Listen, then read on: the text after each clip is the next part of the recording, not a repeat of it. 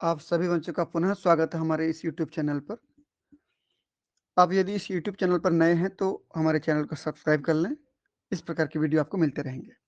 आज के क्लास में हम बात करेंगे, ये हमारा जो VAC जूलॉजी है, जिसमें सब्जेक्ट है पब्लिक हेल्थ एंड हाइजीन। ठीक, उसका जो पहला यूनिट है, पहले यूनिट में जो हमारा पर्सनल हाइजीन है, पर्सनल हाइजीन में हमने ओरल हाइजीन के बारे में पढ़ लिया था। अगले क्लास में बात करेंगे भी हम लोग मेंस्ट्रुअल हाइजीन।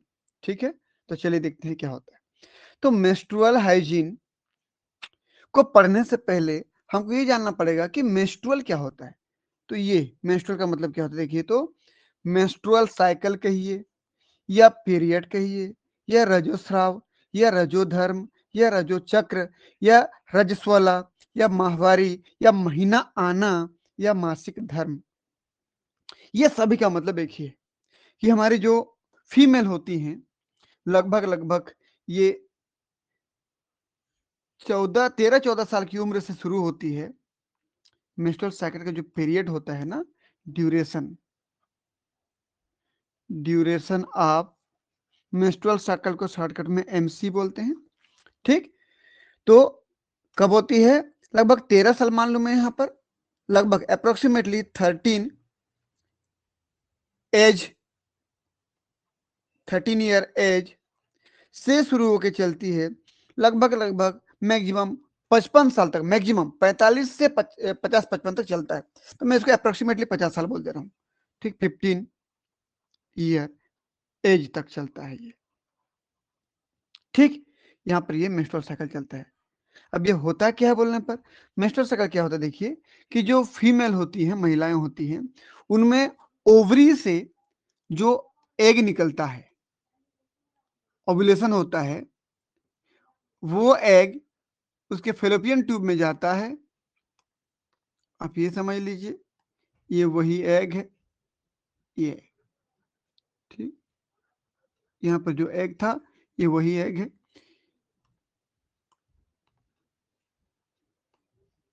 ये एग फेलोपियन ट्यूब से होते हुए आगे बढ़ता है। यदि इसी बीच फर्टिलाइजेशन हो गया तो बच्चा पैदा होता है। ठीक, यदि फर्टिलाइजेशन नहीं हुआ तो इसी एग को, यानी कि अनफर्टिलाइज्ड अंडे को गर्भाशय में इम्प्लांट कर दिया जाता है। फर्टिलाइजेशन होता है तो भी इम्प्लांट होता है, फर्टिलाइजेशन नहीं होता तो भी इम्प्लांट होता है। यदि फर्टिलाइजेशन हो गया तो अगले 9 महीने तक बच्चे के रूप में डेवलप होता है। यदि फर्टिलाइजेशन नहीं हुआ तो कुछ दिनों में, कुछ हफ्तों में फिर वो इस अंदर की परत को, गर्भाशय के अंदर की परत को, जिसको एंडोमेट्रियम कहते हुए, अंदर का परत समझ लीजिए, अंदर का परत है, इस अंदर की परत को डिजॉल्व करके, लाइसिस करके, ब्रेक करके, वो इस फीमेल के इस वेजाइना के रास्ते से ये बॉडी से बाहर निकलता है, वो भी ब्लड के रूप में। किस रूप में बाहर निकलता है जी? ब्लड के रूप में। और ये कब कब चलता है बोलने पर, ये हर महीने में 28 दिन के अंतराल में आते रहता है। ठीक, अगर किसी का इस प्रकार का, किसी फीमेल का ब्लीडिंग हो रहा है हर महीने में, लगभग 4-5 दिन तक ये ब्लीडिंग चल रहा है, तो समझ लेना उसके बॉडी में सब चीजें सही हो रही हैं। ठीक, ये ब्लीडिंग, ये ब्लड समझ लीजिए आप, है ना। मेंस्ट्रुअल ब्लीडिंग कहते हैं इसको, इसको कहते हो मेंस्ट्रुएशन साइकिल, शॉर्टकट में MC, मेंस्ट्रुअल साइकिल। ठीक, ये हो गया। तो यही है हमारा, देखिए, मेंस्ट्रुअल साइकिल। ये तो कब से शुरू होता है बोला मैं, महिलाओं में, फीमेल में, बताएं जल्दी। हाँ, 13 साल की उम्र से शुरू होता है और लगभग लगभग 50 साल की उम्र तक ये हर महीने में आते रहता है। लेकिन जब एक बार बच्चा डेवलप होता है, गर्भाशय में चली जाती है कोई महिला, तो जब तक गर्भाशय रहता है, बच्चा पेट के अंदर रहता है, गर्भाशय में रहता है, तब तक मेंस्ट्रुअल साइकिल नहीं आता, बंद रहता है। ठीक है, तो यदि महीना का नहीं आना मतलब एक तरीके से प्रेगनेंसी को इंगित करता है, ये इशारा करता है। अब जरूरी नहीं है कि ब्लीडिंग नहीं आ रही है, महीना नहीं हो रहा है मतलब प्रेगनेंसी हो गया है, ऐसा जरूरी भी नहीं है। इसके लिए आपको चेकअप करवाना पड़ेगा, देखना पड़ेगा कि शरीर में कोई हार्मोन की कमी या ज्यादा की वजह से तो ऐसे नहीं हो गया है। हमेशा प्रेगनेंसी उसका कारण नहीं होता है। ठीक, हाँ, लेकिन इतना है कि प्रेगनेंसी होती है तो महीना या माहवारी या पीरियड नहीं आता है। ठीक, तो ये कब साइकिल रिपीट होता है? हर 28 दिन के अंतराल में रिपीट होता है साइकिल। यहाँ MC लिख दे रहा हूं, menstrual cycle, menstrual cycle repeat at every 28 days, at every 28th day. हर 28वें दिन में ये प्रोसेस रिपीट होगा। कितने समय के लिए चलता है? For 4 to 5 days bleeding. ये 4 से 5 दिन का जो ब्लीडिंग होता है ना, इस समय महिलाओं को बहुत सारी परेशानियों से गुजरना पड़ता है। एक तो शारीरिक कमजोरी आ जाती है, और उसके अलावा यदि वो हाइजेनिक नहीं है, और यदि वो स्वच्छता का ध्यान नहीं रखती हैं, तो बहुत से प्रकार के बैक्टीरिया से इन्फेक्टेड भी हो सकते हैं। तो ये पूरे महीना यानी कि 28 दिन मान लीजिए, 28 दिन के पूरे एक सर्कल में वो 4-5 दिन बहुत तकलीफ में अपना समय गुजारती हैं। इसी को बोलते हो आप मेंस्ट्रुएशन साइकिल। और इस ब्लीडिंग के समय जब ब्लड निकलते रहता है उनके यूटेरस से, वेजाना के द्वारा जब ब्लड निकलते रहता है, तो उस ब्लड को कैसे साफ करना है, कैसे क्लीन रहना है, कैसे हमको इन्फेक्शन न हो, इस सब का ध्यान रखना ही क्या कहलाता है? Menstrual hygiene. ठीक है? तो अगर एक लाइन में बोलूं कि हमारी जितने भी महिलाएं हैं, फीमेल्स हैं 14 से लेकर के 50 साल की उम्र के बीच वाले, उनको हर महीना में, अगर उनका शरीर ठीक ठाक है, सब कुछ ठीक ठाक है, तो हर महीना यानी कि हर 28 दिन के अंतराल में 4-5 दिन तक लगातार ब्लीडिंग होता है। उसी को बोलते हैं मेंस्ट्रुअल साइकिल। उसी के समय जो साफ सफाई का ध्यान रखना है, दैट इज मेंस्ट्रुअल हाइजीन। ठीक है? तो ये हमारा टॉपिक क्या हो गया? Menstrual hygiene. चलिए देखिए, menstrual hygiene is the practice of using a clean menstrual material to absorb and collect menstrual blood in a private and hygiene way। क्या बोल रहा है कि हमारी जो महिलाएं होती हैं, जब भी ब्लीडिंग होता है 4-5 दिन का, उस समय ब्लड को कैसे साफ करें? एक बहुत ही साफ सुथरे कपड़े से ही उसको साफ किया जाए, किसी गंदे कपड़े से साफ ना किया जाए, क्योंकि महिलाओं के प्राइवेट पार्ट से वो ब्लड निकलेगा। तो वहां पर जब साफ करोगे गंदे कपड़े से, तो हो सकता है कपड़ा पहले से इन्फेक्टेड हो, बैक्टीरिया से ग्रसित हो वो कपड़ा, तो आपके बॉडी में बैक्टीरिया इन्फेक्शन कर सकता है, आप और तकलीफ में जा सकते हैं। इसलिए कैसे करना है? बहुत क्लीन, एकदम साफ सुथरे कपड़े से उस ब्लड को साफ करना है, अपनी प्राइवेट पार्ट से, एकदम स्वच्छता को ध्यान रखते हुए। ठीक? While also maintaining personal cleanliness and properly disposing of used material. भाई, कोई महिला का ब्लीडिंग हुआ, पीरियड आया, तो आपने किसी भी अच्छे साफ सुथरे कपड़े से साफ कर लिया, तो वो जो आपने साफ किया वो कपड़ा या टिश्यू पेपर या पैड जो बोलिए आप, उसको क्या करेंगे? कहीं भी नहीं फेंकना है, उसको प्रॉपर तरीके से डस्टबिन में अंदर में डिस्पोज करना, डाल देना है। वो भी एक कपड़ा को लपेट करके, या कागज को, न्यूज़पेपर को लपेट दीजिए उसके ऊपर, बेकार न्यूज़पेपर को, और उसको फिर डाल दीजिए। क्योंकि खुले में रखेंगे, एक तो बदबू मारेगा, उसका स्मेल आएगा अलग से, और दूसरा इन्फेक्शन ज्यादा होगा उससे, हवा में फैलेगा। तो इसलिए क्या करेंगे, जो भी पैड से साफ करते हैं उस पैड को एक कप न्यूज़पेपर, बेकार वाला न्यूज़पेपर में लपेट दीजिए और डस्टबिन में डाल दीजिए। ठीक? तो ये देख सकते हैं आप लोग, ये फीमेल का गर्भाशय बनाया गया है, यहीं से ब्लड निकलता है भाई।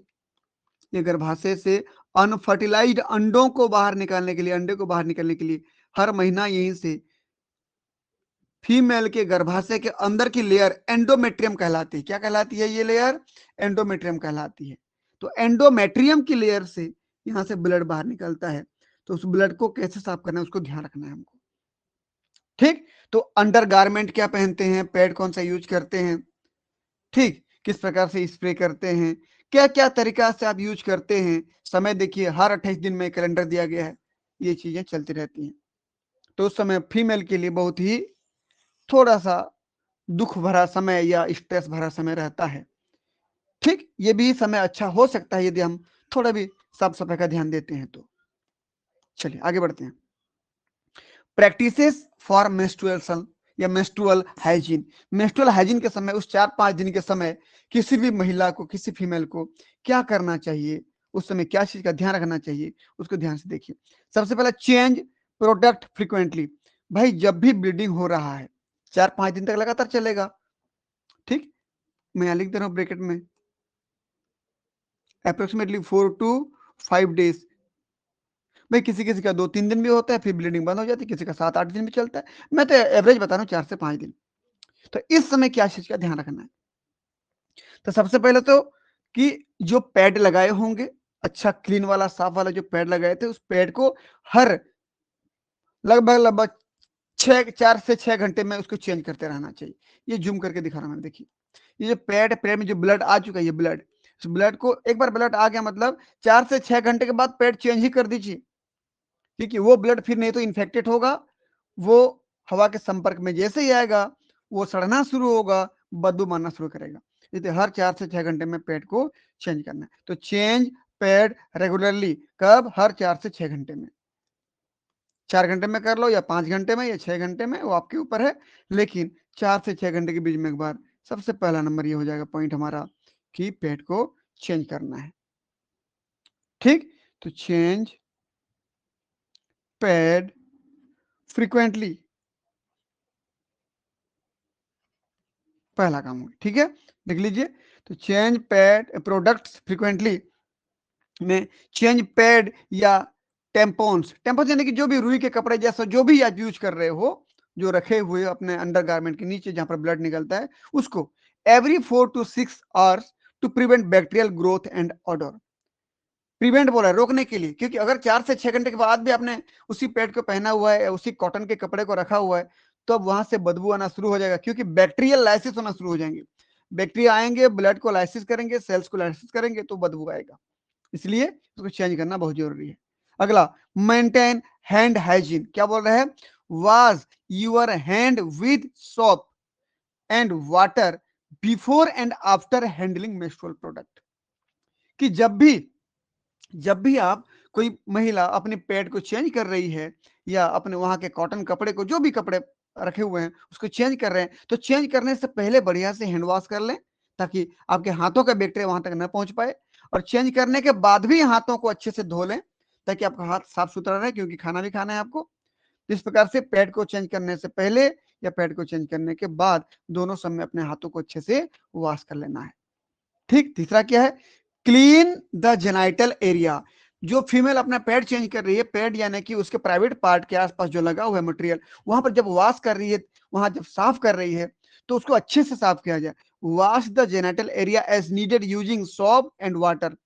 उसको साबुन के साथ ऐसे नहाते समय पानी में धो लीजिए, या फिर कोई गर्म हल्का सा कुनकुने गर्म पानी में, हल्का सा गर्म पानी में उसको अच्छे से साफ कर लीजिए, या कपड़ा भिगो करके आप वहां पर हल्के से साफ कर सकते हैं। लेकिन हमेशा वह एरिया कैसे होना चाहिए, क्लीन होना चाहिए, ताकि बैक्टीरियल इंफेक्शन से बच जाए। ठीक, देख लीजिए, ये हाथ धोने के बाद अपने प्राइवेट पार्ट को, इस पार्ट को आपको अच्छे से साफ करना है। ठीक, ये तीसरा नंबर हो गया। ये सब फीमेल्स, जितने गर्ल्स हैं, महिलाएं हैं, उनके ऊपर लागू होगा, मेल में तो मेंस्ट्रुअल साइकिल नहीं होता है।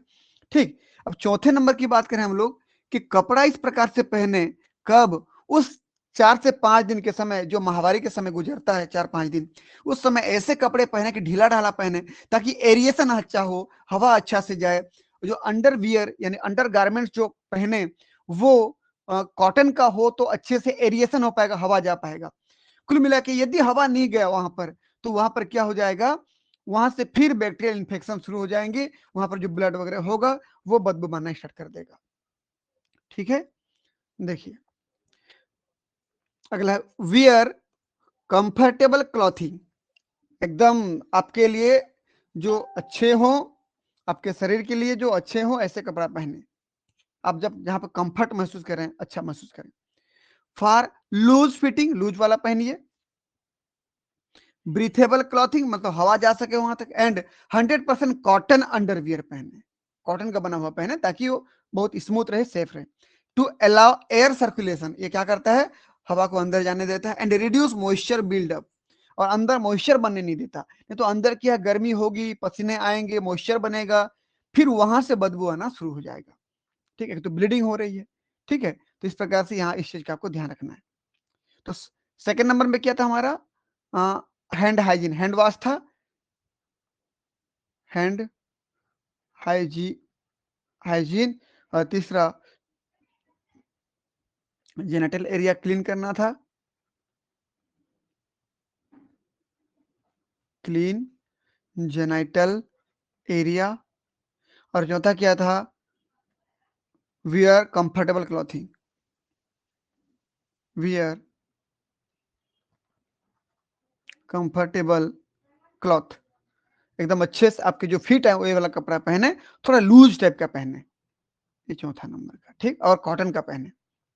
पांचवा नंबर पे आते हैं स्टे हाइड्रेटेड। भाई आपको लगातार पानी पीते रहना है। क्यों पानी पीते रहना भाई, बताएं मुझे कोई। अगर यूट्यूब पे देख रहे हैं तो कमेंट बॉक्स पे लिखें क्यों हम लगातार पानी पिए। इसलिए पानी पीते रहना चाहिए क्योंकि आपके शरीर में 4 से लेकर के 5 दिन तक लगातार क्या होता रहता है, ब्लीडिंग होता है, ब्लड निकलते रहते हैं, और ब्लड में पानी की मात्रा भी रहती है। तो शरीर में पानी की कमी हो रहा है, तो कमी को पूरा करने के लिए लगातार आपको क्या करते रहना पड़ेगा, drinking water,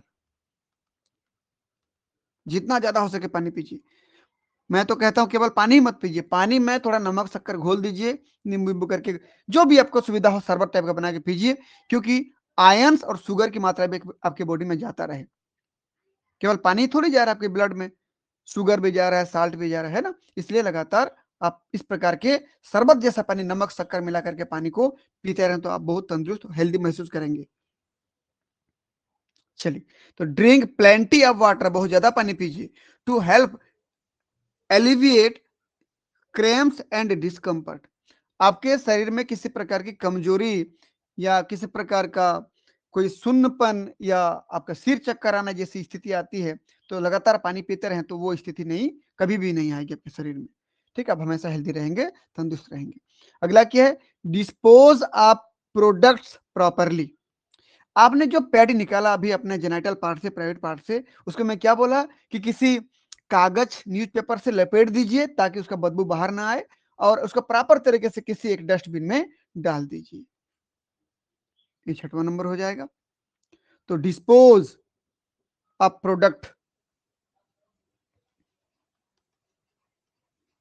dispose of product, proper तरीके से उसको डिस्पोज करना है। ठीक है, और फिर इसको डस्टबिन में डालने के बाद हाथ भी अच्छे से धोइए। ठीक है, तो ये हो गया, देख लीजिए, कमेंट पर लेते हैं। यूज डिजाइनेटेड बीन्स यानी कि dustbin to dispose of used sanitary product या पैड। जो सैनिटरी प्रोडक्ट या कपड़े वपड़े जो भी आपने यूज किया था, कॉटन वॉटन, सबको, जो ब्लीडिंग हुआ है जिसमें ब्लड लगे हुए हैं, उसको अच्छे से कपड़े में, सॉरी, पेपर में, न्यूज़पेपर में लपेट दीजिए और उसको अच्छे तरीके से डस्टबिन में डाल दीजिए। Maintain cleanliness and prevent environmental pollution. अगर आप इधर उधर फेंक देंगे तो कोई डॉगी का बच्चा उठा के ले जाएगा, इधर उधर आधा टुकड़ा उधर गिरा होगा, आधा टुकड़ा इधर गिरा होगा, पोल्यूशन फैलेगा, बैक्टीरिया पनपेंगे, दिक्कत होगा। ठीक है, ये हो गया। अगला देखिए, तो इंपॉर्टेंस ऑफ मेंस्ट्रुअल हाइजीन, कि मेंस्ट्रुअल हाइजीन में इंपॉर्टेंस क्या क्या है, क्या क्या चीजें हमको जानना चाहिए, क्या करना चाहिए, क्या नहीं करना चाहिए। बहुत इंपॉर्टेंट चीज ये कि प्रिवेंट्स इन्फेक्शन, कि इस समय बहुत ज्यादा चांस होता है कि आपको इन्फेक्शन हो जाए, इसलिए proper hygiene helps prevent infection like bacterial vaginosis and urinary tract infection. बहुत सिंपल सी बात है, हम बात कर रहे हैं ये गर्भाशय की। देखिए इधर, यहाँ का ब्लड निकलता है इस रास्ते से, जिस रास्ते से यूरिन निकलता है उसी रास्ते से ब्लड निकलता है। तो होता क्या है, यदि हम यहाँ गंदे कपड़े से साफ करते हैं, फीमेल अपने इस पार्ट को गंदे गंदे कपड़े से साफ करती है, तो यदि कपड़ा गंदा है, बैक्टीरिया था, तो यहाँ इन्फेक्शन हो जाएगा। यहाँ इन्फेक्शन होने के साथ साथ पूरे वेजाइना को, इस पार्ट को वेजाइना कहा जाता है, वेजाइना को इन्फेक्शन हो जाएगा। और हो सकता है यहाँ जो आपकी किडनी है अगल बगल, ये किडनी देख रहा है अगल बगल में किडनी, इस अगल बगल किडनी का जो यूरिनरी ट्रैक्ट है, वो ट्यूब है, वो ट्यूब भी इन्फेक्शन हो सकता है, क्योंकि यूरिन भी इस रास्ते से निकलता है। इसलिए कपड़े कैसे हो, हमेशा साफ हो, नहीं तो वेजाइना के साथ साथ आपके यूरिनरी सिस्टम भी डैमेज हो जाएगा, इन्फेक्टेड हो जाएगा, दिक्कत में आ जाओगे।